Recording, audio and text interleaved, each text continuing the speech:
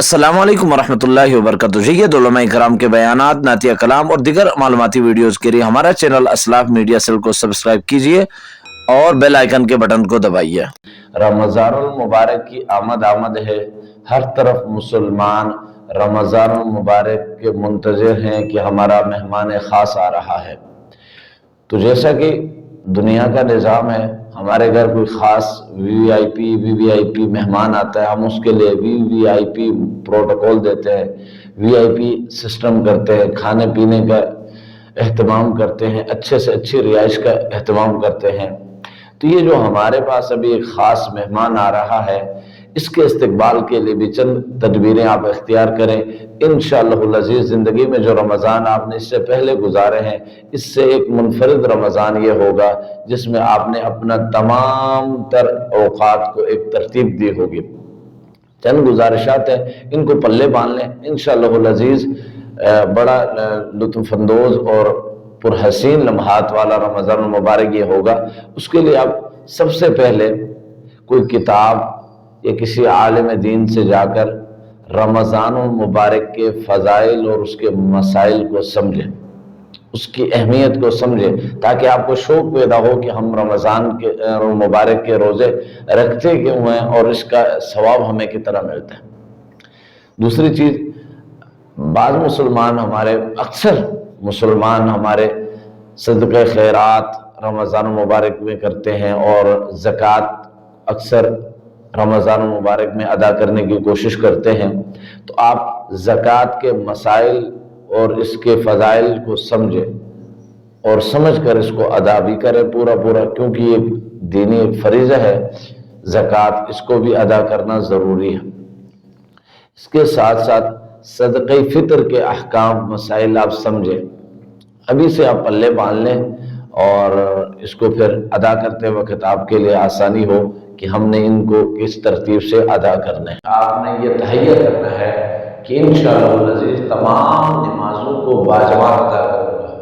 और नमाज के बाद मसाजिद में दर्स की तरतीब होती है, दर्स हदीस, दर्स कुरान की या फ़ज़ाइल मसाइल रमज़ान की तरतीब होती है। आप उसको समझें, सुने, 5-7 मिनट निकाल कर बैठें और उसको समझ कर घर जाकर अपने अहल खाना को बताएं। आज हमने ये मसला रमज़ान मुबारक के मुतालिक ये समझा है, रोज़े के मुतालिक ये, तरावी के मुतालिक, आप इन घर अहल खाना को भी बताएं। या जिन इलाकों में ख़वातीन के लिए दुरूस की तरतीब है, रमज़ान मुबारक की तरावी की तरतीब है, आप उनको वहाँ भेज कर मसाइल रमज़ान समझाएँ। रोज़े के मसाइल समझेंगे नहीं तो उन बेचारियों को पता कैसे होगा कि ये अब रोज़ा किन चीज़ों से टूटता है, किन चीज़ों से नहीं टूटता। बहुत सारी चीज़ें लोग हम अदब करते हैं कि घर पीछे हट जाते हैं कि हमें अपनी अहले खाना की जो आमैन, जो घर की खातून हैं, हमारी माएँ बहनें हैं, आपकी बीवी है, आपके बच्चे हैं, तो घर में जाकर इन बातों को अपने ट्रांसफ़र करना, अपने अहले खाना को यह समझाएं। कल आपसे पूछ होगी इसके मुताबिक, इसके उनके बारे में आपसे पूछ होगी। मस्जिद में, दर्स में, जुमे में आपने ये मसाला सुना, समझा, अहले खाना के मुताबिक था, घर वालों को बताने का था, आपने क्यों नहीं बताया, आपसे पूछ होगी इसके मुताबिक। तो ये चीज़ें थी, ये दुरूस जहाँ होते हैं वहाँ समझ कर अपने अहले खाना को भी आप बताइए। दूसरी चीज़, तरावी का एहतमाम करें, तरावी का खूब एहतमाम करें। जो हज़रात कहते हैं तरावी 8 रकत है, भले भाई 8 ही पढ़ लें, और जो कहते हैं 20 रकत है, फिर वो भाई डंडी ना मारे, 8 रकत के बाद ना भागे, 20 पूरी पढ़े, 20 पूरी पढ़े। अपने आप को तसल्ली देने के लिए कहते हैं वो 8 भी, तो वो कहते हैं ना जी, कहते हैं ना बहुत सारे लोग हमारे भाई ये कहते हैं कि भाई 8 भी तो पढ़ते हैं, वो भी तो मुसलमान ही है ना। ये 8 और 20 का मसला लंबा है, इस बहस में ना पढ़े तो, लेकिन मैं इतना ज़रूर कहूँगा जो हज़रात 8 पढ़ते हैं भाई आप 8 ही पढ़ लें, और जो हज़रात 20 पढ़ते हैं, आम दिनों में अपने आप को हनफी कहते हो तो रमज़ान में भी आप हनफी ही रहें, 8 पढ़कर डंडी मार कर ना भागें। अपने आप को तसल्ली देते हैं कि भाई 8 भी तो है, یہ اپنے آپ کے ساتھ دھوکہ ہے، اپنے آپ کو تسلی دینے والی بات ہے، اور یہ جھوٹی تسلی ہے۔ تراویح کا خوب اہتمام کریں، قرآن مجید کی تلاوت خوب کریں، دینی مسائل کو سمجھیں سیکھیں۔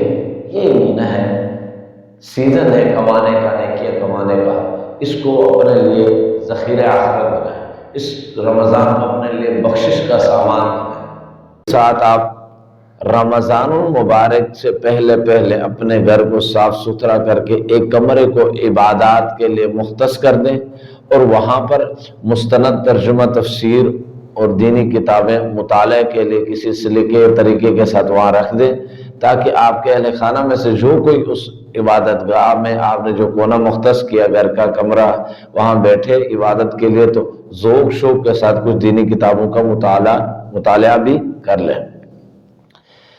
وہاں پر ایک ڈبہ رکھ لیں جس کا نام رکھ لیں آپ رمضان سیونگ۔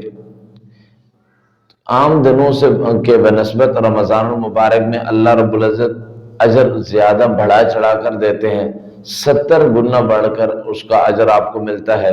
تو وہ جو آپ نے سیونگ کی ہے صدقہ خیرات، اس کو نیکی کے کاموں میں استعمال کریں۔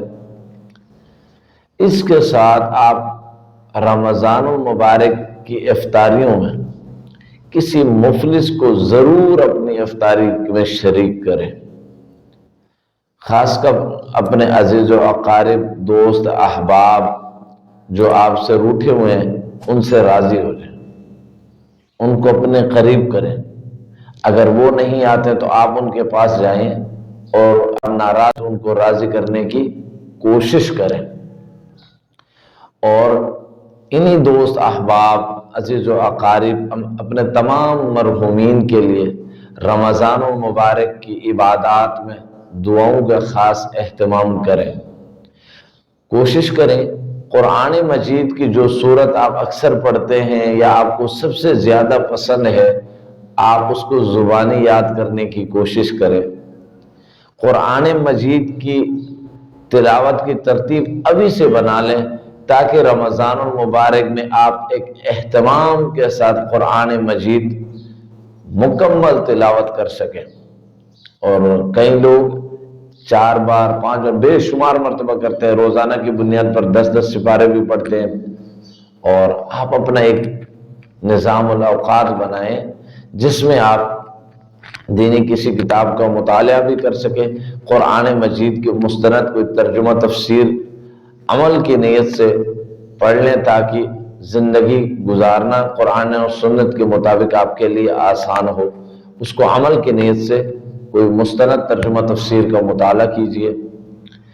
اور اس کے ساتھ ساتھ خاص بات یہ ہے کہ رمضان المبارک 2024 کا قریب ہے، یہ آ رہا ہے، مہمان ہے۔ 2023 کے رمضان میں ہمارے ساتھ کتنے ہمارے عزیز و اقارب، دوست، احباب تھے جو اس رمضان میں موجود نہیں ہیں۔ اسی طریقے سے پتہ نہیں آئندہ رمضان ہمیں نصیب ہوگا یا نہیں۔ اس رمضان المبارک کو اپنی زندگی کا آخری رمضان سمجھ کر خوب دعاؤں کا اہتمام کریں، اپنے ضروریات، حاجات کو اللہ کے سامنے رکھیں، اور یقیناً اس ترتیب سے آپ کریں گے کہ اپنے ضروریات، حاجات کو اللہ کے سامنے رکھیں گے تو اللہ رمضان المبارک میں خاص اپنے فضل و کرم سے آپ کی ضروریات، حاجات کو سنیں گے اور ان کو پورا بھی فرمائیں گے۔ آپ رمضان المبارک کا سحر و افطار کا مستند کوئی کیلنڈر اپنے گھر میں چسپاں کر دیں۔ وہ اس لیے کہ بہت سارے رمضان مبارک سے پہلے بہت سارے لوگ کوئی اپنی جوتیوں کی مشہوری کے لیے،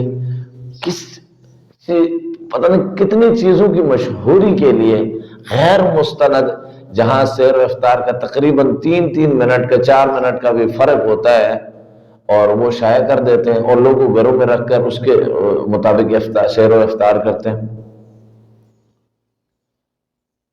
اس کے لیے خاص پنڈی اسلام آباد کے آپ جہاں بھی رہتے ہیں تو اس علاقے کے لیے لحاظ سے آپ اپنا علماء کا مستند کوئی دینی کیلنڈر ہو، رمضان کیلنڈر ہو، اس کو اپنے گھر میں لگائیں، اس کے مطابق سحر و افطار کا اہتمام کریں۔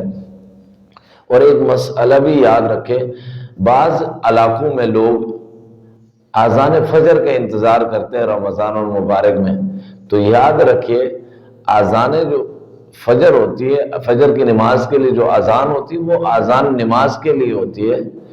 انتہائی سحر اس سے 3-4 منٹ، کم از کم 5 منٹ کا وقفہ ہوتا ہے، اس سے پہلے انتہائی سحر آپ اپنے کلی وغیرہ کر کے دعا کا اہتمام کر کے اور انتظار کر لیں نماز کے لیے۔ اذان کا انتظار نہ کریں، سحری کے اختتام کے لیے اذان کا انتظار نہ کریں۔ بعض علاقوں میں، شہروں میں انتہائی سحر کا اعلان ہوتا ہے، اس کا انتظار کرتے ہیں تو اور اچھا ہے، نہیں تو آپ نے گھر میں پہلے سے مستند کیلنڈر لگایا ہو، اس کے مطابق آپ اپنے سحری کا اختتام کر لیں، اور رمضان کا جو دن کا آغاز ہے وہ تلاوت سے پھر نماز سے شروع کر لیں۔